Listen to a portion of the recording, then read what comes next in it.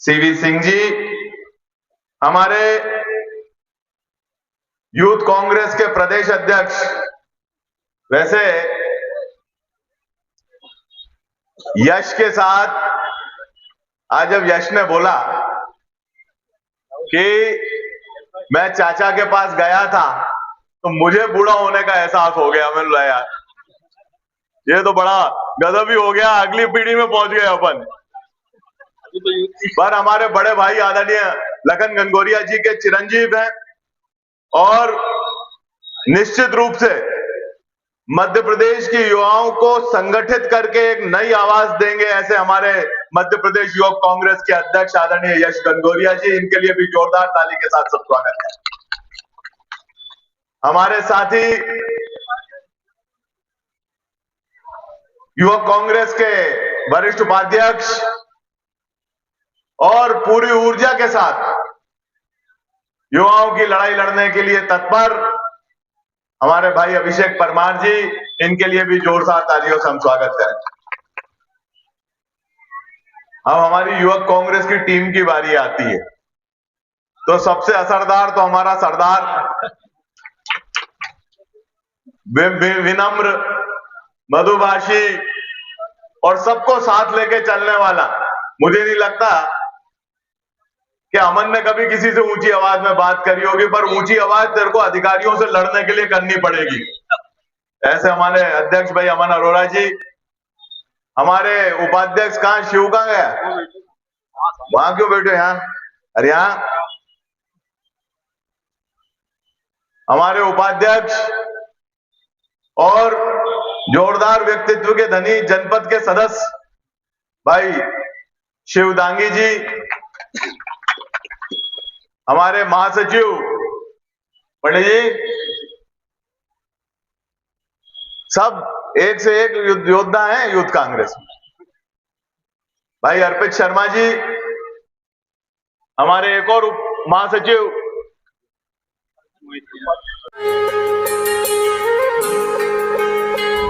हमारी संस्कृति में कहा गया है कि 36 करोड़ देवताओं का वास गौ माता में है, पर इन धर्म की बात करने वाले लोगों ने 20 साल में एक गौशाला नहीं खोली।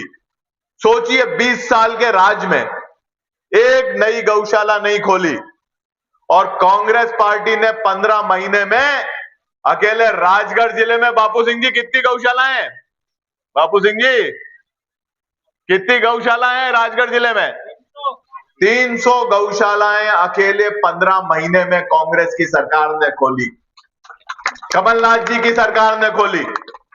अब सोचिए आप कि 15 महीने बनाम 20 वर्ष का हिसाब किताब है। निराश्रित गौवंश के संरक्षण, जिस दिन सरकार गिरी उस दिन से गौशाला बनना बंद, गौशाला में चारा मिलना बंद, गौशाला को अनुदान महीनों तक नहीं मिलता है। और शिवराज सिंह जी ने तो गौशाला का अनुदान कम करके कुछ पैसे 20 पैसे कर दिया था। कितना कर दिया था? 20 पैसे। ये शिवराज सिंह जी के राज में था। अब ये हिंदू सम्मेलन कर रहे हैं गांव गांव में। जब जब मध्य प्रदेश में भ्रष्टाचार बढ़ता है, जब जब भारतीय जनता पार्टी बैकफुट पे आती है, भारतीय जनता पार्टी के पास एक ही हथकंडा है, सांप्रदायिक भावना भड़काना और हिंदू सम्मेलन करना।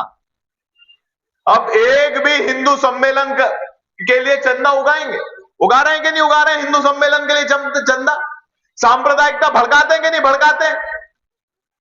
हिंदू सम्मेलन के माध्यम से हिंदू सम्मेलन के लिए चंदा उगाओगे, पर गौ माता की गौशाला खोलने के लिए कभी चंदा उगाया किसी आरएसएस या भाजपा के व्यक्ति ने? बताओ मुझे, कहीं पे उगाया क्या? छापी हेड़ा में 25 लाख 1 करोड़ रुपए की गौशाला हमने स्वीकृत कराई। जयवर्धन सिंह जी उस समय नगरीय विकास के मंत्री थे। मैंने उनसे अनुरोध करा कि आप विशेष निधि 50 लाख रुपया मुझे गौशाला खोलने के लिए दीजिए। उनने छापी हेड़ा को गौशाला खोलने के लिए 50 लाख रुपए विशेष निधि से छापेड़ा नगर पंचायत में जमा करवाए। टेंडर हुआ, टेंडर होने के बाद सरकार गिर गई।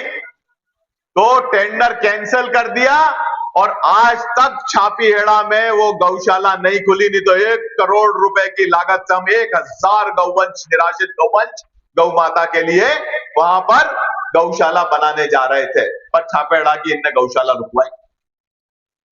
साथियों, ये सिर्फ सांप्रदायिकता भड़काएंगे। बांग्लादेश में अगर अत्याचार होता है तो ज्ञापन देते हैं और नगर बंद कराते हैं। सरकार केंद्र में किसकी है, मैं आरएसएस के लोगों से पूछना चाहता हूं। कौन से राजगढ़ जिले के आरएसएस के नेता ने, यहां तो इतने बड़े बड़े नेता हैं आरएसएस के जिनकी दिल्ली तक पहुंच है, पर क्या किसी ने नरेंद्र मोदी जी से जाके मिले? कभी सुना कि बांग्लादेश में हिंदू समाज के ऊपर हो रहा है अत्याचार के लिए सेना भेजी जाए?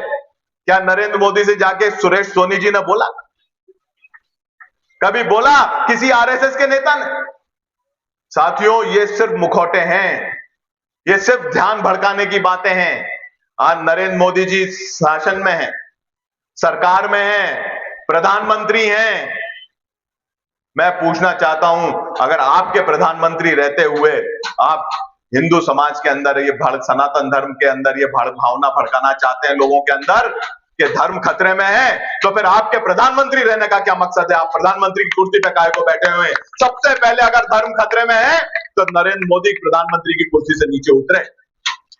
और आज से नहीं, 10 साल से हैं, और भी ज्यादा हो गए। अब तो कितने हो गए? 12 साल हो गए। 12 साल से आपकी सरकार है और आप अभी भी वही बात करे जा रहे हैं। आपने कभी किसान की बात करी? आपने कभी बेरोजगार को रोजगार दिलाने की बात करी? आपने कभी गौवंश के संधारण के लिए, निराश्रित गौवंश की व्यवस्था के लिए बात करी? आपने कभी पंचायती राज को मजबूत करने के लिए बात करी? आपने कभी राजगढ़ जिले में उद्योग लगाने के लिए बात करी? आपने कभी वो रोजगार के अवसर खोलने के लिए बात करी? नहीं। हिंदू सम्मेलन में क्या बात होती है कि वहां पे धर्म खतरे में है, दूसरे देश में फलाने दूसरे देश में धर्म खतरे में है, हमारी सरकार बन जाएगी तो हम पाकिस्तान के छक्के छुड़ा देंगे। अमित शाह ने बोला था कि नहीं बोला था कि कांग्रेस की सरकार बनेगी तो हम पाकिस्तान में पटाखे चलेंगे? अरे पाकिस्तान में पटाखे तब चले जब नरेंद्र मोदी ने ऑपरेशन सिंदूर में सरेंडर कर दिया, अपने घुटने टेक दिए, तब पाकिस्तान में पटाखे चले। कांग्रेस की सरकार बनने में नहीं चले। कांग्रेस ने तो, श्रीमती इंदिरा गांधी ने पाकिस्तान के छक्के छुड़वा दिए थे। उनने हमारी आंतरिक व्यवस्था में हस्तक्षेप किया था, हमने पाकिस्तान के 2 टुकड़े कर दिए, बांग्लादेश एक नया देश बनवा दिया। ये इंदिरा गांधी जी की ताकत थी। क्या ये नरेंद्र मोदी जी की ताकत है? जब जरूरत पड़ती है, बंगाल में चुनाव आता है तो सुभाष चंद्र बोस की बात करते हैं, गुजरात में चुनाव आता है तो सरदार पटेल की बात करते हैं। जब चुनाव खत्म हो जाता है तो वो बात भी खत्म हो जाती है। ये लोग कहते हैं ना, यहाँ पे सम्मेलनों में इकट्ठा होके भारतीय जनता पार्टी और आरएसएस के लोग, कि वो फाइल बाहर करेंगे सुभाष चंद्र बोस जी की। जब बंगाल में चुनाव आता है, कहते हैं कि नहीं कहते हैं? वो फाइल आज तक बाहर क्यों नहीं हुई? क्या लिखा है उस फाइल में, बताओ? आज तक भारतीय जनता पार्टी ने उसको नहीं किया, क्योंकि कुछ है ही नहीं। राई का पहाड़ बनाया जा रहा है। इस देश के विकास के लिए बहुत आवश्यक है कि हम धर्म के मुद्दों से हटके विकास के मुद्दों की बात करें, धर्म के मुद्दों से हटके भारतीय जनता पार्टी के भ्रष्टाचार के मुद्दों की बात करें। आज सिंगरौली में अडानी से को जमीन दे दी, कोई परमिशन नहीं है, कोई चर्चा नहीं है, 10 लाख पेड़ काटे जा रहे हैं, पर्यावरण से समझौता किया जा रहा है, करोड़ों रुपए की जमीनें वहां पे दे दी गई। आजकल यहां के जनप्रतिनिधियों के घरों पर विकास की बात कम होती है और कॉलोनी खोलने की बात ज्यादा होती है। इस बात की ज्यादा होती है कि कौन से प्लॉट में किसका विवाद है, कैसे इसको कम दाम में खरीदा जाए। अनेकों उदाहरण है, कैसे भारतीय जनता पार्टी का व्यक्ति अवैध कॉलोनी काट दे। बात इन सब चीजों की हो रही है। गौ माता की बात कोई नहीं कर रहा, गौ माता के संरक्षण की बात कोई नहीं होती है। और अभी विकास, यहां पे विकास सलाहकार समिति बनी, आपने देखा होगा 20 सदस्य विकास सलाहकार समिति, 20 सदस्य में एक भी अनुसूचित जाति का व्यक्ति नहीं, एक भी अनुसूचित जनजाति का व्यक्ति नहीं। मैंने पोस्ट डाली तो भाजपा के नेता लिख रहे हैं कि उसमें गौतम टेटवाल जी सदस्य हैं। अरे अभी हाईकोर्ट में मुकदमा चल रहा है दादा, और अभी वही कंफर्म नहीं हो रहा है। और दूसरा, भाई सारंगपुर क्षेत्र तो रिजर्व क्षेत्र है, वहां से तो एससी का ही प्रतिनिधि चुन के आएगा, वो तो आरक्षित क्षेत्र है, तुम्हारे हाथ में तो है नहीं वहां पे, तुम कोई दूसरे को विधायक थोड़ी बना सकते हो वहां। पर भैया 5 विधायक हो गए और 20 लोगों की कमेटी हो गई, और इस 20 लोगों की कमेटी में अनुसूचित जाति का एक भी प्रतिनिधित्व नहीं, अनुसूचित जनजाति का एक भी प्रतिनिधित्व नहीं। यह भारतीय जनता पार्टी की मानसिकता है साथियों। अभी मुझे मालूम पड़ा है कि समरसता का सम्मेलन कराएंगे। अरे समरसता का सम्मेलन कराना तो सिर्फ इनका मुखौटा है, असली बात अधिकार की होती। कांग्रेस पार्टी ने अधिकार दिया। आज किसानों को अधिकार अगर मिला तो कांग्रेस पार्टी ने दिया। आज अगर शिक्षा का अधिकार मिला तो कांग्रेस पार्टी ने दिया।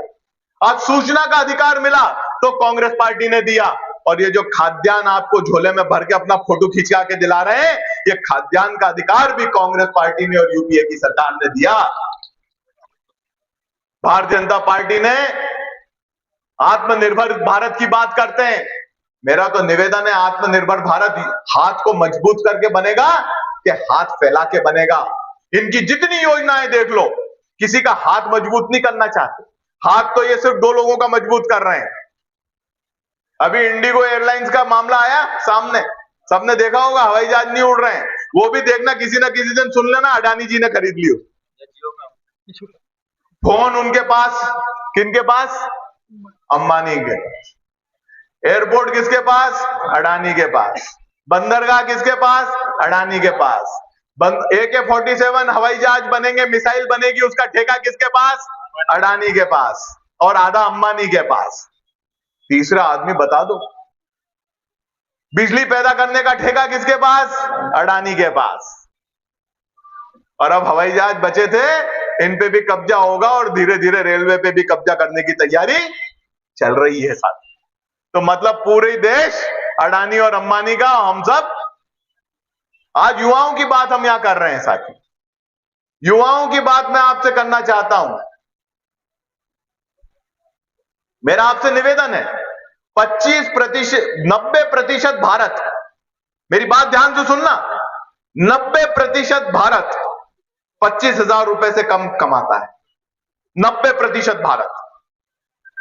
आज सबसे युवा देश भारत है, और सबसे ज्यादा युवा बेरोजगार भी भारत में है। तो आप आत्मनिर्भर भारत की कैसे बात कर रहे हो? 2047 की कैसे बात कर रहे हो?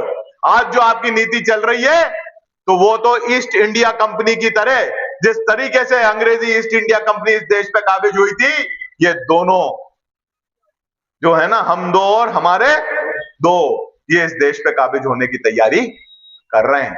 लोकतंत्र खतरे में है, वोट चोरी हो रही है, इलेक्शन नहीं हो रहे हैं, इलेक्शन के रिजल्ट मैनेज्ड हैं, फर्जी वोटर लिस्ट। अभी नरेला विधानसभा, जहां विश्वास सारंग मंत्री हैं, मध्य प्रदेश की सरकार में मंत्री हैं विश्वास सारंग, नरेला विधानसभा में 80,000 फर्जी नाम पकड़े गए हैं। 80,000 फर्जी नाम।